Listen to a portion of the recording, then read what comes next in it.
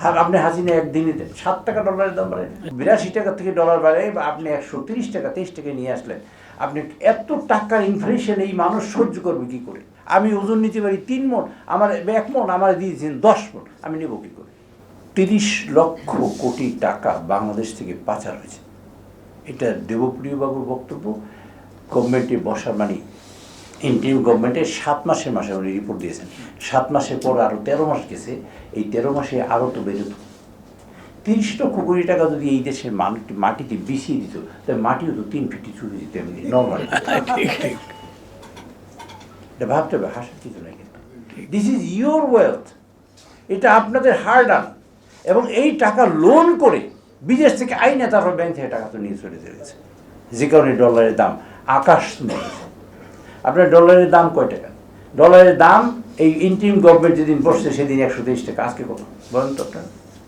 আজকে কত বলেন তো? আজকেও 122-23 মধ্যে। এই 3 বছরে বা ধরেন 2.5 বছরে ডলারের দাম বাড়লো না কেন? হ্যাঁ, আপনি হাসিনা একদিনই দেন 7 টাকা ডলারের দাম বাড়ে, 84 ছিল আগে, এই মাত্র 82 টাকা থেকে ডলার বাড়ে, বা আপনি 130 টাকা 23 টাকা নিয়ে আসলেন। আপনি এত টাকার ইনফ্লেশন এই মানুষ সহ্য করবে কি করে? আমি ওজন নিতে পারি 3 মণ, আমার 1 মণ আমার দিয়েছেন 10 মণ, আমি নেব কি করে? আপনার বাজেটে কী সমস্যা করবেন? আপনারা কি একবারও ভেবেছেন যে আপনাদের বাজেট খাইয়া একেবারে উজাড় করে ধ্বংস করে দিয়ে গেছে? This is the thing. এই দায়িত্বটা ডেমোক্রেসির ডর নাই, অটোক্রেসি 100%, ডেমোক্রেটিক ইনস্টিটিউশনগুলো একেবারে নাই, নিঃশেষ, ধ্বংস চূড়ান্তভাবে, ইকোনমি একেবারে নেই। এইটি নিয়ে তারেক রহমান সাহেব বসছে। আপনাদের একটা সিম্পল কথা বলি, 4টা মাস তো হয়েছে, 4টা মাসে খুব হাহাকার ক্রাইসিস বোধ করছেন কে কে বলেন? সিনসিয়ারলি বলেন, কিন্তু আমি আপনাদের জিজ্ঞেস করি কে কে বোধ করছেন? অ্যাটলিস্ট আমরা এইটি পর্যন্ত পারছি যে আপনার হাহাকার করেন নাই, হাহাকারের পর্যায়ে যায় নাই, এটা তো ফিরে পেয়েছে। হাহাকার কেন? এটা তো থাকার কথা না।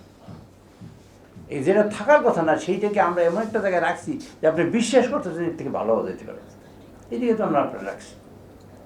আপনাদের বুঝতে হবে ঐতিহাসিকভাবে বিএনপির কান্দে সবসময় দুঃখগুলো পড়ে, অসুবিধাগুলো পড়ে, এবং অর্থনীতি যখন ভেঙে পড়ে তখন পড়ে।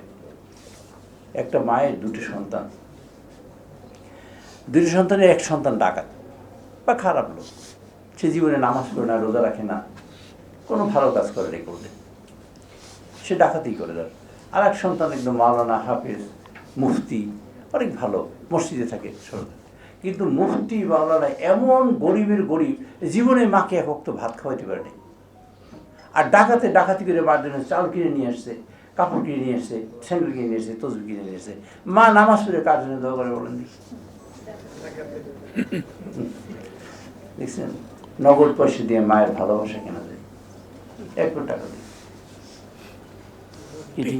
ঠিক একদম বাবার স্নেহ ভালোবাসা টাকা দিয়ে কেনা যায়।